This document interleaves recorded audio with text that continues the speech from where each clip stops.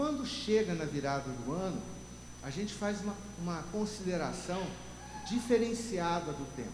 Vê se não é mais ou menos assim com você. Você faz um balanço do tempo que passou.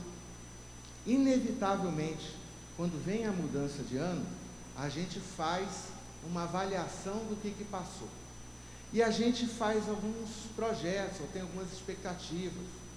Alguns fazem resoluções, tomam decisões, ou seja, tentam fazer um ajuste no foco, tentam pensar em alvos, em objetivos, querem deixar algumas coisas de lado.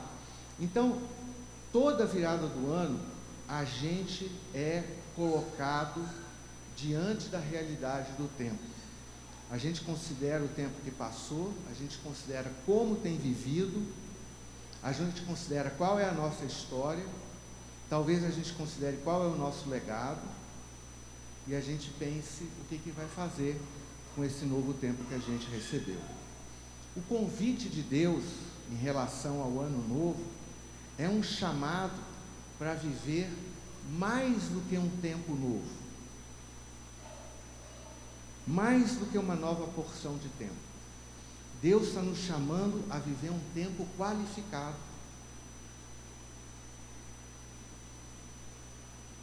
Mais do que viver mais 365 dias, Deus está nos chamando a viver em uma nova época, a viver o tempo que nós temos com novas referências. A fé cristã afirma que o discípulo de Jesus vive simultaneamente em dois tempos. Todo cristão, todo filho de Deus, vive ao mesmo tempo em dois tempos. Assim como a gente diz que a gente é cidadão de duas pátrias, não é isso? Essa é uma ideia mais fácil. A gente tem uma dupla cidadania. A gente tem a cidadania celeste, celestial, somos filhos de Deus, fazemos parte do reino de Deus, e temos, no nosso caso, a cidadania brasileira. Algumas pessoas aqui têm dupla cidadania, são cidadãos brasileiros e tem mais uma cidadania de outro país, de outra nacionalidade. Os cristãos têm dupla cidadania, cidadania celestial e a cidadania nacional da nação que eles fazem parte. Isso é fácil de entender. Agora, nós também vivemos dois tempos, dois calendários, duas agendas. O nosso calendário comum, o calendário 2025 para 2026, hoje 4 de janeiro de 2026, mas nós vivemos também no calendário de Deus, que não é um calendário contado em dias, em meses, dividido em anos. É o calendário do plano de Deus, do projeto de Deus. E nós precisamos abrir os nossos olhos para perceber as referências desse calendário. O que está acontecendo? Que momento que nós estamos vivendo? E ajustar a nossa vida a esse calendário, a essa agenda, a essa pauta, a essas referências celestiais. E foi isso que Jesus fez aqui nesse texto. Vocês conhecem a história. Última semana de Jesus, últimos dias de Jesus, última noite de Jesus, noite de Páscoa. E Jesus manda os discípulos prepararem o jantar da Páscoa. E eles preparam um jantar, e o texto diz que, chegando a hora, Jesus se sentou com eles na mesa, e a primeira declaração que Jesus fez foi que ele estava ansioso, desejando muito comer aquela refeição junto com seus discípulos. Olha que texto interessante. A gente tem poucas passagens que dizem assim desses sentimentos intensos que tem em Jesus, e aqui está dizendo que Jesus desejou ansiosamente comer essa refeição. E no meio dessa refeição, Jesus começa a fazer algumas declarações, conjuntos de declarações. Jesus faz pelo menos 3 conjuntos de declarações aqui, muito importantes, que são as referências, que são as marcas desse calendário dessa agenda, desse plano, desse programa de Deus, que nós precisamos estar muito conscientes deles. Nós precisamos estar com eles muito claros. Nós precisamos estar com essas referências muito claras na nossa mente. O que tem nessa agenda? A gente já sabe que a mesa é o lugar onde Jesus faz grandes declarações, não é isso? Nós já vimos como no Evangelho de Lucas tem grandes acontecimentos, grandes declarações, grandes comunicações de Jesus feitas à mesa. Por exemplo, foi à mesa que Jesus revelou diversas vezes a sua graça. Que Jesus revelou que o reino de Deus é um reino aberto, é um reino que inclui, é um reino que acolhe. A gente viu isso no jantar na casa de Mateus, viu isso na casa de Simeão, no jantar, quando aquela mulher pecadora chegou e começou a chorar aos pés de Jesus, e Jesus permitiu que ela tocasse, que ela chorasse sobre os seus pés, que ela enxugasse as suas lágrimas com seus próprios cabelos.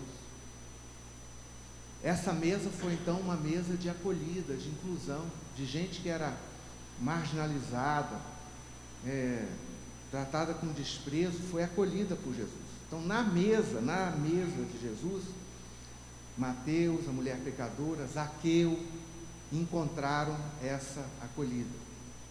Mas a mesa de Jesus também foi espaço de ensino e acolhimento. Lembram quando Maria de Betânia, a Maria Betânia dos dias de Jesus, a Maria Betânia, foi dado a ela espaço, assento, para um lugar que seria exclusivamente de homens? Jesus deu espaço para Maria. A mesa de Jesus é assim, ela vai dando espaço, vai acolhendo as pessoas, vai quebrando certas regras, certos costumes da nossa cultura, engessados, travados. A mesa de Jesus vai superando isso, abrindo espaço para as pessoas, recolocando as pessoas. A mesa também foi sinal do reino de Deus. Quando Jesus multiplicou os pães, o Evangelho de Lucas relata uma multiplicação dos pães, mas outros evangelhos relatam que houve mais de uma vez multiplicação de pães. Multiplicação de pães tanto para judeus como para gentios. Essa mesa que sacia a fome. Então nós vemos que a mesa é esse lugar onde vão acontecendo essas revelações do reino de Deus. É uma mesa profética que confronta o legalismo e a hipocrisia.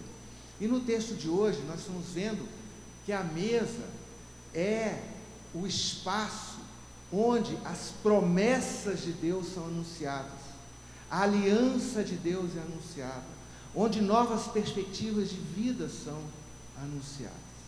Então nesse encontro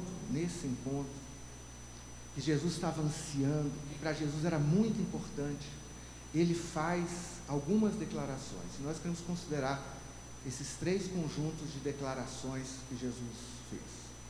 O primeiro conjunto de declarações foi a declaração das promessas de Deus. A declaração das promessas de Deus. Veja que esse texto está embebido de promessas. Repararam quantas promessas são mencionadas nesse texto? Há cerca de 10 promessas nesse texto. Promessas explícitas e promessas implícitas. E eu vou citar 4 promessas explícitas que estão presentes nesse texto.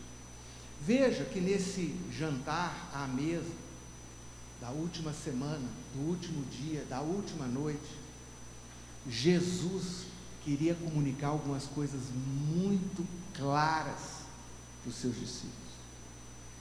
E ele fez isso inculcando esperança no coração dos seus discípulos. E como que ele colocou esperança no coração dos seus discípulos? Foi através dessas promessas. As promessas que Jesus fez,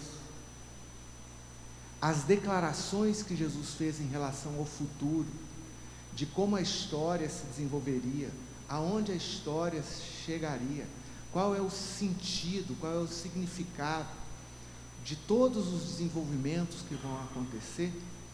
Quando Jesus fez essas declarações, isso despertou a esperança no coração dos discípulos. Então, eu gostaria de recordar essas promessas, e se você as ouvir bem, e se elas entrarem no seu coração, quem sabe, desperte aí no seu coração uma nova esperança. Seja instilado no seu coração uma expectativa excelente, não apenas para esse ano, mas para toda a vida, porque foi assim que Jesus quis. Veja bem, quando Jesus deu essas promessas, vocês viram que logo em seguida, a celebração da ceia, Jesus já menciona um traidor. Então Jesus sabia que haveria traição. Pouquinho depois, surge uma conversa que eu acho escandalosa. Eu fico assim, de queixo caído, de como que os discípulos naquela hora estão discutindo quem é o maior. Gente, eu acho isso impressionante, é totalmente descabido. Simplesmente os caras não estão entendendo nada. E eu fico pensando se é assim com a gente. Será que é possível que a gente está diante do cenário e não está entendendo nada? Totalmente desconectados. Jesus está falando que vai derramar o seu sangue, o corpo é dado por eles, de nova aliança, de promessa, e os caras começam a discutir quem que é maior. Você não acha isso chocante? Gente, eu acho totalmente incongruente. Tem Jesus está em FM, os caras estão em AM. Entendeu? A coisa não está sintonizada. Então, mesmo sabendo que haveria traição, que eles estão com uma compreensão rasa, superficial do que está acontecendo, mesmo sabendo que daqui a pouco todos o abandonariam, mesmo sabendo que o líder deles o negaria, Jesus dá promessas. Por quê? Talvez se você soubesse que seus liderados estivessem aprontando isso, fazendo isso, traindo, comunando, sendo desleais, você teria uma palavra dura. Mas Jesus tem uma palavra aqui de graça. As promessas são a expressão da graça de Deus. Elas estão querendo animar, encorajar, mostrar para frente, dizer para onde que a coisa vai. Porque depois, quando aconteceu o fracasso, a queda, a palavra de Jesus está dizendo que o sentido da história, a direção da história é outra. E talvez em meio ao seu fracasso, a traição, a negação, você vai lembrar, Jesus disse que é naquela direção. Então há esperança, a possibilidade de eu reencontrar, retomar o fio da meada, retomar a minha história, retomar a minha caminhada. Mas vamos ver quais foram as promessas que Jesus comunicou naquela noite aos seus discípulos. Primeiro, a promessa da plenitude do reino de Deus, afirmada 2 vezes.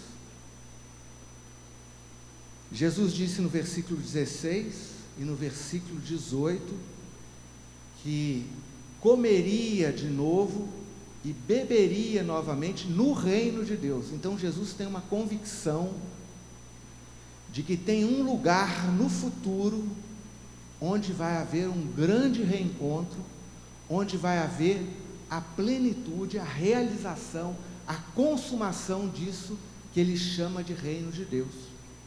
Jesus começou o seu ministério anunciando essa realidade do reino. ela, é verdade, não foi muito bem compreendida. Teve muita confusão sobre isso. Alguns pensaram apenas em categorias políticas, reduziram o reino de Deus a categorias políticas. Mas Jesus foi explicando, o reino já chegou, ele está entre vocês, ele é invisível, ele tem a ver com o coração, tem a ver com arrependimento, tem a ver com a fé. E Jesus foi mostrando que o reino já está presente e que um dia ele se tornaria pleno. E esses versos 16 e 18 estão reafirmando essa promessa de que o reino vai se tornar pleno. O reino de Deus vai se tornar pleno. O reino foi inaugurado, mas ele vai se tornar pleno, ele vai se cumprir. A história, portanto, não caminha sem sentido, sem controle, sem direção. Mesmo nos momentos de crise, mesmo nos momentos de fracasso, mesmo em tempos de tropeço, a história não caminha sem sentido. O reino de Deus vai se cumprir de alguma maneira. O presente pode parecer caótico para alguns de nós. Talvez seja caótico na sua vida, na sua história pessoal. É caótico na história de grupos, de povos, de nações. Talvez seja um momento bom na sua vida. A história não caminha sem sentido. Esse grande futuro de Deus está garantido e o reino de Deus vai se cumprir. É o que Jesus está afirmando aqui 2 vezes. Segunda promessa é a promessa da participação na mesa futura do reino. Os teólogos, os escritores, os autores gostam de usar uma palavra complicada aqui. Eles falam da mesa escatológica. Mesa escatológica é essa mesa do futuro, essa mesa do fim. Quando o reino se tornar pleno, parece que um dos primeiros eventos, uma das primeiras realidades desse reino pleno de Deus vai ser uma grande refeição. Já gostei, esse reino de Deus começou bem, né? Começa com sei lá se vai ser um jantarzão, uma almoção, uma grande mesa. Mas o texto diz no versículo 30, comereis e bebereis à minha mesa no meu reino. Olha só. Então ele está dizendo, está reafirmando que o reino vai se cumprir e que nesse reino há essa realidade da mesa. E eu achei essa ideia tão preciosa, porque nós vimos aqui no Evangelho de Lucas, mostra 7 mesas de Jesus. Nós já vimos 7 mesas de Jesus até agora. Tem uma 8ª que vai aparecer no capítulo 24. Mas 7 mesas de Jesus até agora. E essas mesas foram tão maravilhosas como nós vimos. Mesas de inclusão, mesas de acolhida, mesas de graça, mesas de ensino, mesas de perdão, mesa de restauração. Essas foram as mesas que a gente viu até agora. Só que a gente só está ouvindo as histórias. Você já pensou que aqui está dizendo que um dia você vai participar da mesa plena de Jesus?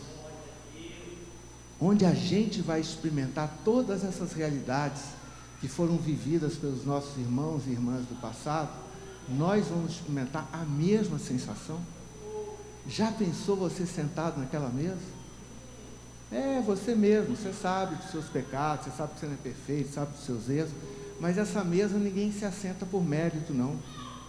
Ninguém se assenta por justiça própria. A gente se assenta porque está sendo convidado pela graça de Deus para se assentar nela. Mesa bendita, mesa abençoada, da qual nós vamos participar. Se um dia você se sentir excluído de alguma festa, você lembra, eu estou convidado para a mesa eterna, né? Não precisa se sentir excluído, você está convidado para a festa mais importante de todas. Uma mesa onde todo o povo de Deus, de todas as épocas e de todas as nações, vai se reunir. Eu queria te lembrar de uma passagem, de um texto,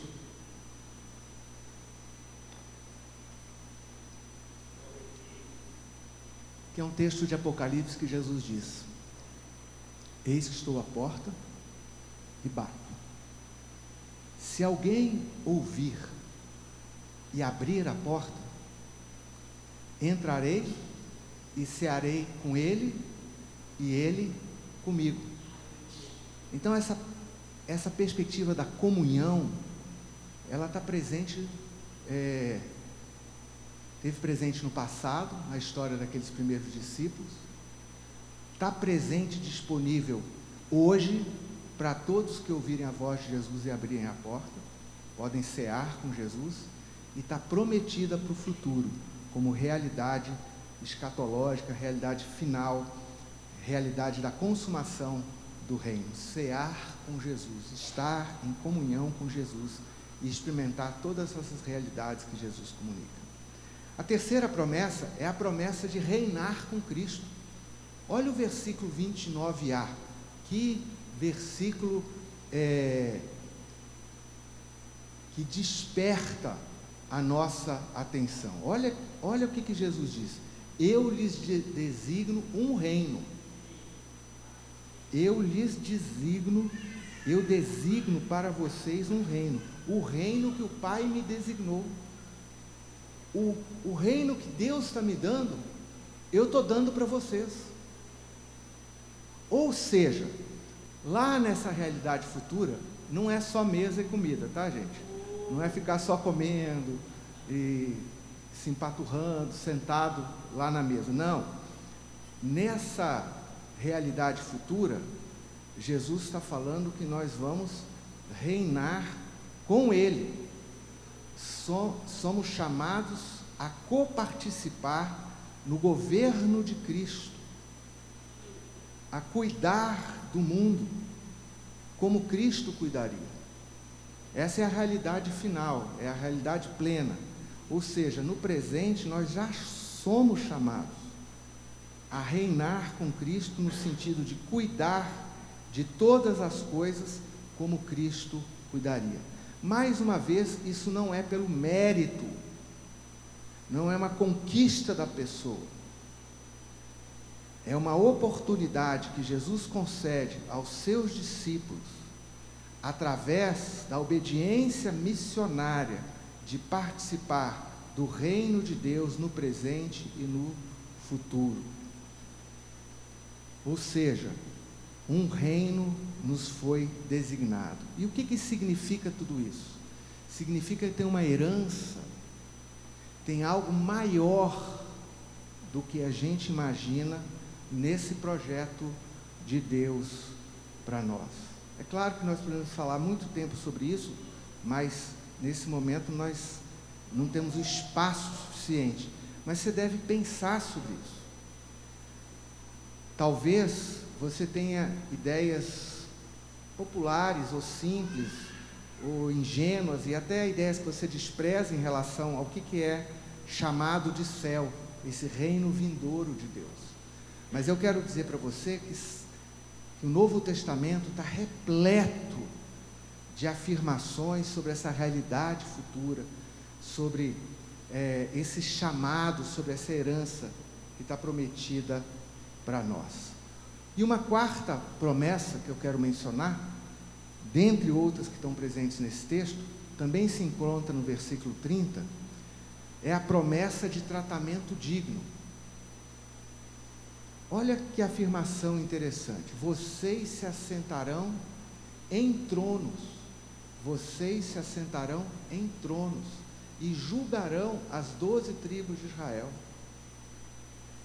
É a igreja que julga Israel.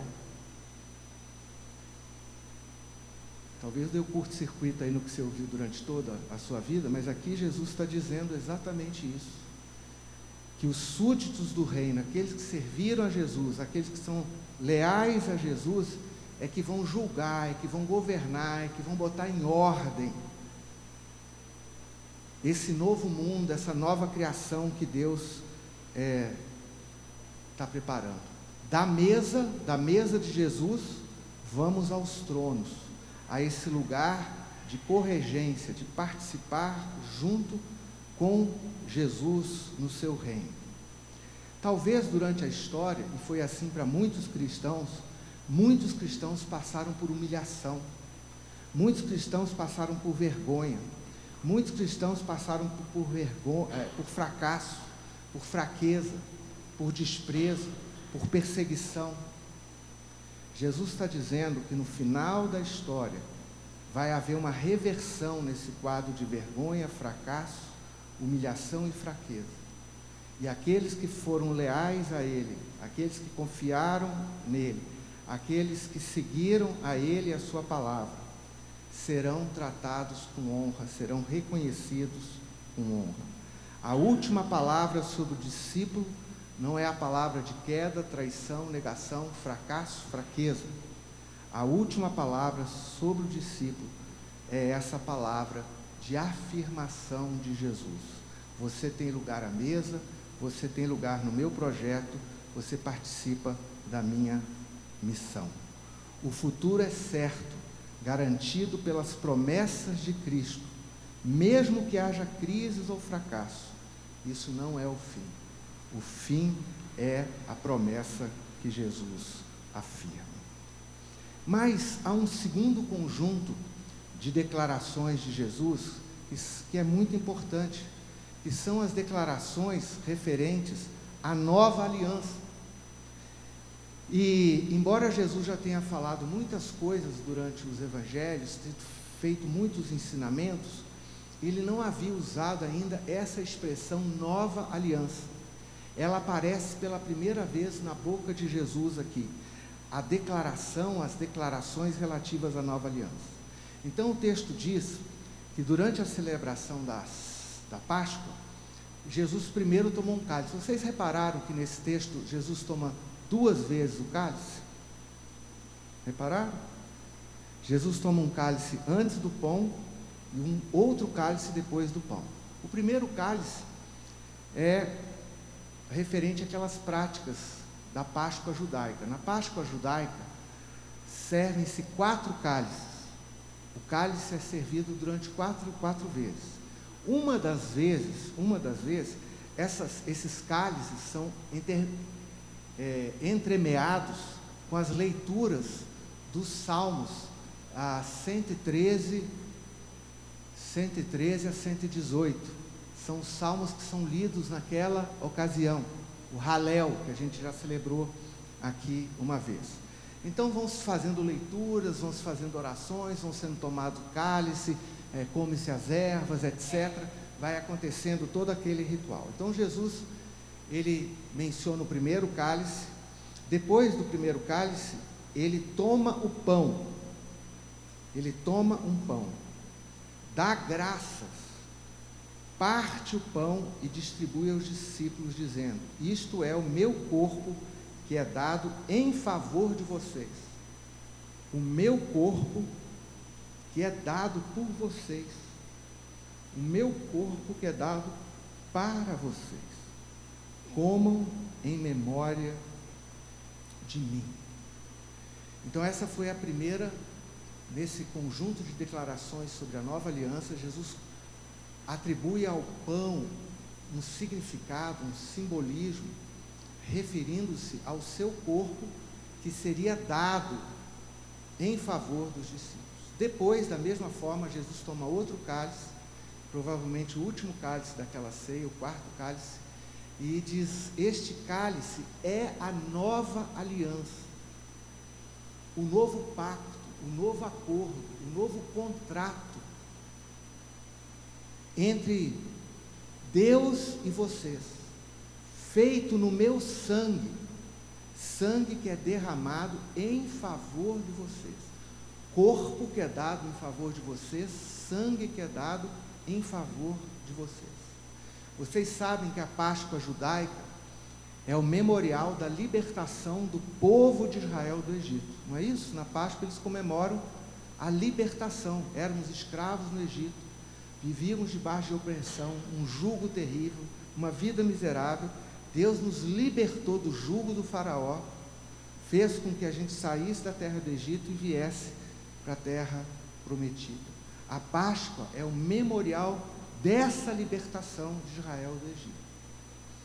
Agora, Cristo ressignifica a Páscoa. A Páscoa ganha um novo significado. Uma data do calendário ganha um novo sentido. Uma data comum do calendário ganha um significado especial para os discípulos. E os discípulos precisam viver aquela data do calendário com uma nova compreensão. com um novo entendimento. É isso que está acontecendo aqui. Então a Páscoa passa a ser o exercício da memória ativa da ação salvífica de Deus. A Páscoa é um exercício da memória ativa da ação salvífica de Deus. É isso que nós vamos fazer aqui hoje. Quando nós tomarmos desse pão e bebermos desse cálice, nós vamos estar fazendo um exercício, um esforço, um empenho de ativar a nossa memória, de despertar a nossa memória, para lembrar que Deus nos tira do Egito, que Deus é o nosso Salvador, que Deus nos salva. Ele nos salvou no passado, Ele continua nos salvando nas diversas situações da nossa vida, e Ele vai nos salvar plenamente no futuro. Então, quando você tomar esse pão, comer esse pão e beber esse cálice, você precisa ter isso na sua mente. Jesus disse: façam isso em memória de mim. É um exercício ativo, não é mágico. Vou comer um pãozinho e uma salvação vai ser instalada em mim. Não é mágico. É um chamado a um exercício de lembrar que Deus salvou no passado, Deus ouviu as orações do povo dele e tem assistido o seu povo durante a história.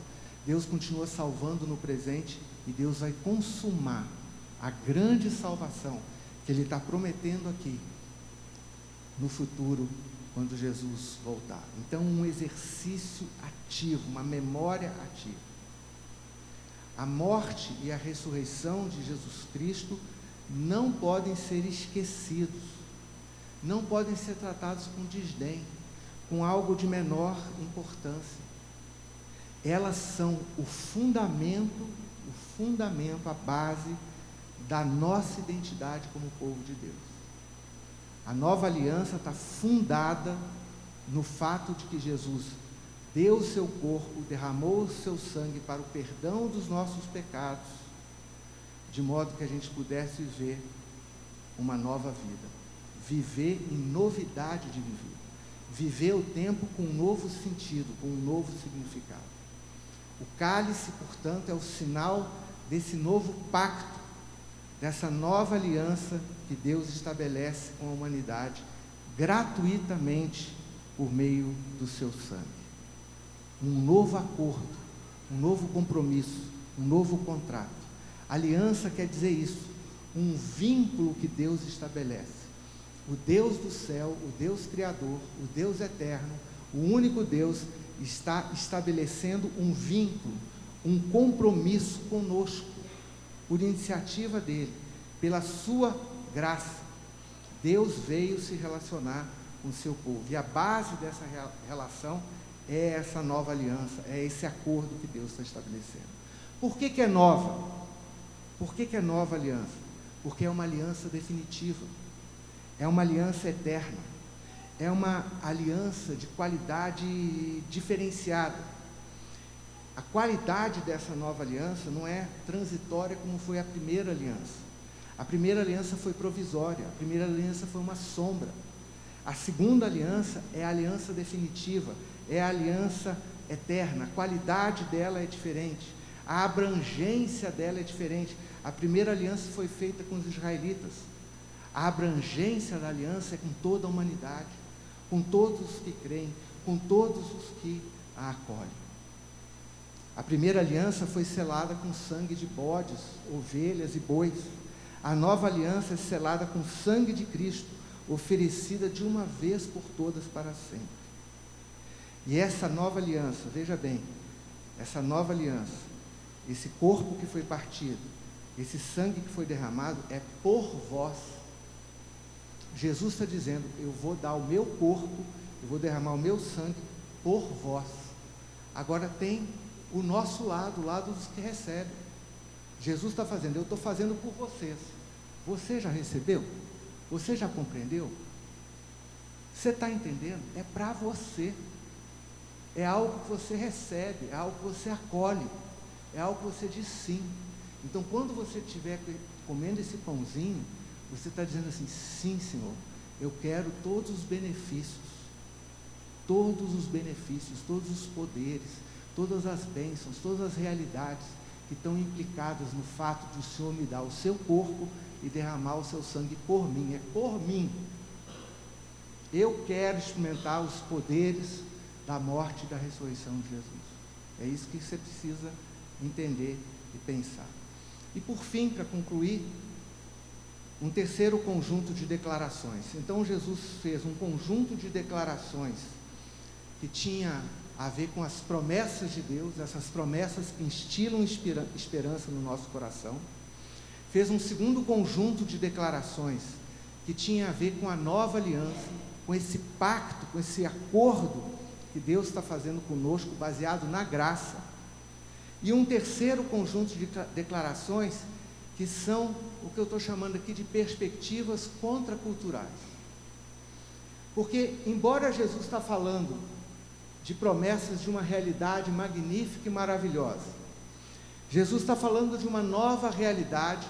Vocês veem, vocês observam como os discípulos continuam pensando nas categorias do velho tempo, não é verdade?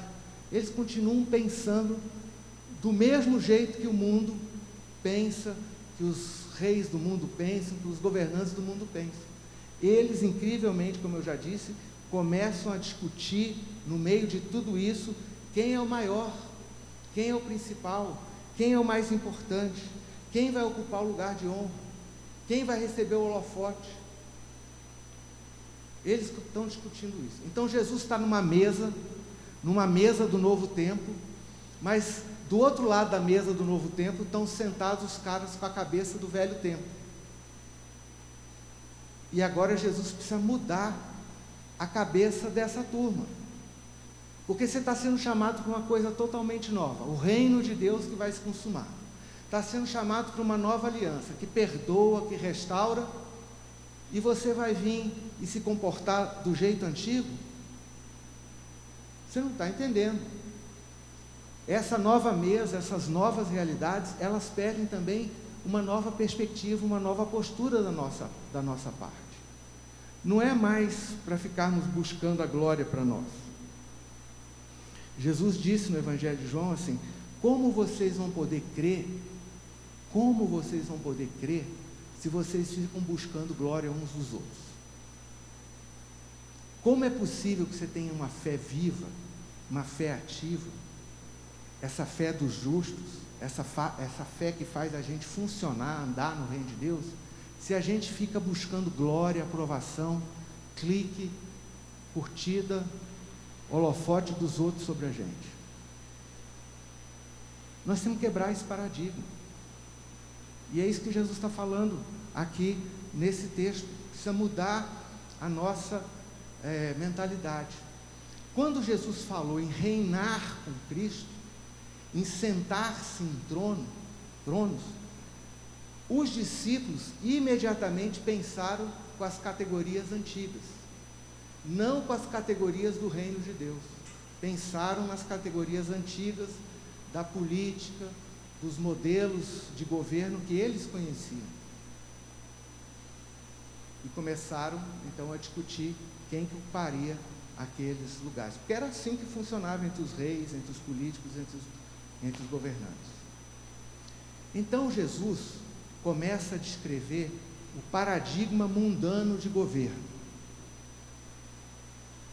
Ao tratar desse tema, de como o mundo é governado, esse é apenas um exemplo da mentalidade antiga que Jesus deseja substituir. Um ponto fundamental, mas é apenas um exemplo. Precisa haver uma renovação geral da nossa mente. Mas Jesus começa por esse paradigma, o paradigma mundano de governo. Ele diz: os governantes atuais da terra buscam o domínio, buscam o controle. Todo mundo, acho, ficou chocado ontem com o que aconteceu na Venezuela. É um exemplo perfeito. Eu falei: Senhor, claro que eu não desejava que isso acontecesse, mas obrigado por essa ilustração perfeita, porque mostra os reis da terra, os governantes da terra buscam o domínio, buscam o controle. buscam governar uns aos outros, governam sobre, o texto bíblico fala, dominam uns sobre os outros, para tirar proveito deles, para fazer com que os outros façam a sua vontade. É um exemplo. Isso acontece em todas as outras relações. Jesus falou assim, os governantes do mundo, de todas as épocas, de todos os modelos de governo, os governantes dominam. E eles fazem isso querendo ser reconhecidos como benfeitores. Eles ainda falam, estou fazendo isso para o bem de vocês. Confere no texto, vê se é isso que Jesus está falando. Jesus disse exatamente isso. Todos os modelos políticos, todos os sistemas de governo têm em vista esse domínio, esse controle. E Jesus está dizendo, entre vocês não será assim. O meu reino não é assim. O reino que o meu Pai me deu não é assim. O reino que eu estou dando para vocês não é assim. O reino que eu estou chamando para vocês participarem não é assim. Não é o reino do controle, da dominação, do governo, da exploração dos outros. Não é assim o reino de Deus. E em vez de você ficar triste, você devia ficar contente. Você está sendo chamado para um novo paradigma, para um novo modelo, para um reino que é de outra natureza, que é de outra espécie, de um reino que não se confunde, que não se media, que não se mescla com os reinos desse mundo. É um reino diferente, é um reino de outra espécie, é de outra natureza. E Jesus está dizendo, entre vocês não será assim. E para enfatizar, Jesus disse, pode observar nos versículos 27, 28, ele está dizendo, entre vocês não será assim. Ao contrário, olha bem, primeiro ele diz, não será, entre vocês não será assim. Depois ele disse, ao contrário, qualquer um que receber uma função de governo deve ser como o mais simples, como o que serve. Qualquer um que receber uma função de governo deve ser como o que serve. E ele dá o exemplo de um restaurante, ou de um banquete, de uma recepção. E ele diz assim, num restaurante ou numa recepção, quem é maior? É maior aquele que está sentado à mesa ou o garçom que está servindo? Quem que é maior? Num restaurante, quando você se assenta à mesa, quem é que manda? É o garçom ou é você que está sentado à mesa? O que vocês acham? É o garçom que manda no que a gente vai comer. Quem é que manda? É quem está sentado à mesa. Num banquete, você está lá numa recepção de casamento, e o garçom vem ali com uma bandeja com diversas bebidas. Quem é que escolhe o que vai consumir? É você. Se naquela bandeja tiver acabado o que você quer, o que você vai dizer?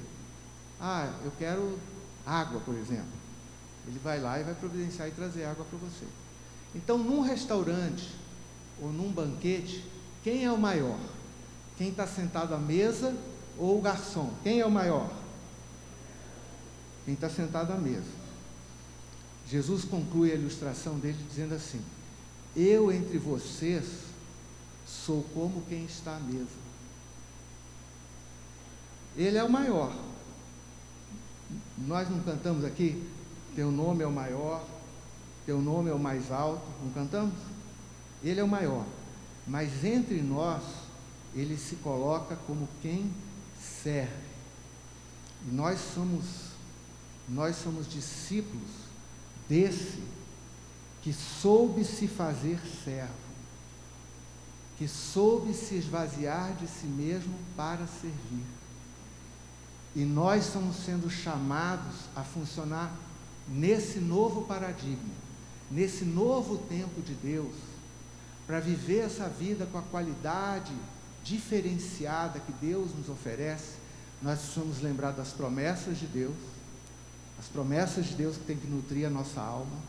Se a gente viver apenas pelo que os nossos olhos veem, apenas pelo que a gente observa, se nós vivemos apenas de vista, nós já não estamos vivendo pela fé. Nós somos chamados a viver levando em consideração as grandes promessas de Deus. São as promessas de Deus que nos dão esperança, nos dão força para viver de uma maneira diferente.